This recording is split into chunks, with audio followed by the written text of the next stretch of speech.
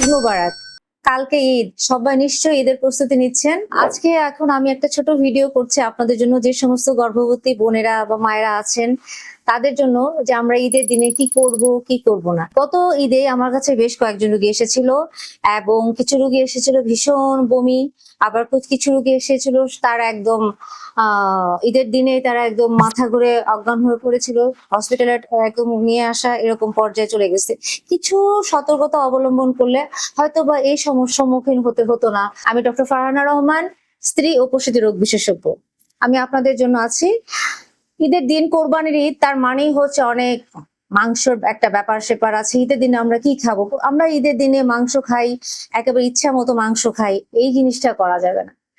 আমাদের যারা বোনেরা আছেন, গর্ভবতী বোনেরা আছেন, তারা আমরা সবাই মাংস খাবো, কিন্তু অল্প অল্প অল্প করে, বারে বারে অল্প খাবো, এবং বেশি পরিমাণে মাংস খাওয়া যাবে না। বেশি পরিমাণে মাংস খেলে দেখা যাবে যে অ্যাসিডিটি হয়, পেট ফুলে থাকে, অনেক রকমের ডায়রিয়া হয়, বমি হয়। সেক্ষেত্রে আমরা মাংস যে খাবো না তা না, মাংস আমরা খাবো, কিন্তু ভালো মতো সিদ্ধ করে নরম মাংসগুলো খাবো এবং অল্প খাবো। এবং 3 বেলা, সকাল সন্ধ্যা দুপুর 3 বেলায় যে আমাদের মাংস খেতে হবে তা না, কিন্তু আমরা এক বেলা মাংস খেলাম, বা পরের বেলায় আমি একটু সবজি বা একটু মাছ এই টাইপের খাবার খেলে মনে হয় ভালো হবে।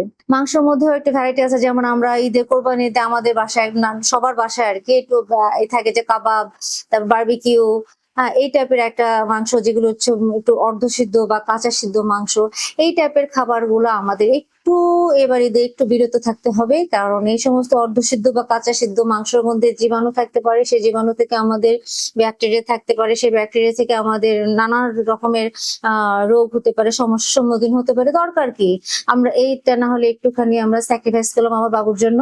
তারপর দেখা যায় যে আমরা রেজালা, বিরিয়ানি, এই টাইপের যে মশলা, সেই মশলা খাবারগুলো আমাদের খাওয়া যাবে না। এই খাবারগুলো অতিরিক্ত মশলা থাকাতে দেখা যায় বুক জ্বালা যন্ত্রণা করছে, পেট একদম ফাঁপে যাচ্ছে, অ্যাসিডিটি হচ্ছে, বমি হচ্ছে।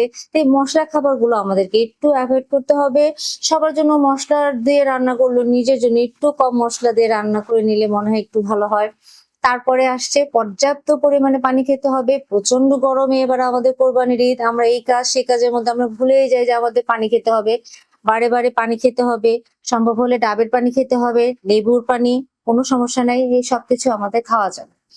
আরেকটা দিক হচ্ছে যে ঈদের দিনে আমার মায়েরা বা বোনেরা, তারা সবাই দেখা যাচ্ছে যে রান্না বান্না বিভিন্ন ধরনের কাজ নিয়ে, মানে আমরা বিভিন্ন ধরনের আইটেম রান্না করার জন্য আমরা খুবই ব্যস্ত থাকি। পরিবারের সবার জন্য আমাদের মজার মজার খাবার রান্না করতে হয় বা করি, বা কেউ না বললেও আমাদের নিজের থেকে আমরা করি। কিন্তু এইবার এই জিনিসটা বেশি করা যাবে না, কারণ আপনি রান্না বান্না করা মানে হচ্ছে রান্নাঘরে দীর্ঘক্ষণ ধরে আপনাকে দাঁড়িয়ে থাকা, প্রচন্ড গরম, ঘাম, ভারী কাজ তোলা, ভারী মাংস কাটা, মাংস তোলা, মাংস ধোয়া, এই যে বিভিন্ন ধরনের প্যারাগুলো আছে, সেগুলো থেকে সেগুলো এবার আপনার করা যাবে না। আপনার পরিবার সবাইকে বলতে হবে, সবাইকে আপনাকে সাহায্য করতে হবে। সবাই মিলেমিশে যদি আমরা সাহায্য করি, তাহলে এই কাজগুলো আপনার জন্য অনেক সহজ হয়ে যাবে। তারপর দেখা যায় যে মাংস কাটাকাটি শেষ, এখন আমরা ঘুরতে যাওয়ার পালা। তো এখন এই প্রচন্ড রোদে যদি আমি ঘুরতে যাই, তাহলে অবশ্যই কড়া রোদে ঘুরতে গেলে আমার মাথা ঘোরা, বমি, এই সমস্ত হতে পারে। সেক্ষেত্রে আমাদের সম্ভবত রোদে, প্রচন্ড কড়া রোদে বের না হওয়াটাই ভালো। আর যদি খুব বেশি বের হওয়ার মতো একটা পরিবেশ তৈরি হয়েই যায়, তাহলে সাথে ছাতা রাখতে হবে, বটলে পানি নিতে হবে, এবং যতটা সম্ভব কম কম সময়ে আর কি রোদের ঘোরাঘুরি করাটাই গর্ভবতী মায়েদের জন্য আমার পরামর্শ এবারের জন্য। তাই আসুন, এই ছোট ছোট কিছু বিষয় আছে, এই বিষয়গুলো যদি আমরা মেনে চলতে পারি, তাহলে এইটা আমাদের জন্য অনেক অনেক সুন্দর হয়ে যাবে। কারণ আপনি পরিবারের প্রাণ, যদি আপনি অসুস্থ হয়ে যান, তাহলে কিন্তু ঈদের ঈদ থাকবে না। সবাই তখন একেবারে একটা মন খারাপ, একেবারে একটা ইসের মধ্যে পড়ে যাবে, আপনাকে নিয়ে দৌড়াদৌড়ি, আপনাকে নিয়ে হসপিটালে যাওয়া, ঈদ আর ঈদ থাকবে না। তাই উপরের পরামর্শগুলো যদি আমরা মেনে চলি, তাহলে আশা করি ঈদটা আপনার অনেক সুন্দর হবে। পরিবারের সবাই মিলে সুন্দর একটা ঈদ উদযাপন করেন। আপনাদের জন্য দোয়া রইল, শুভকামনায়।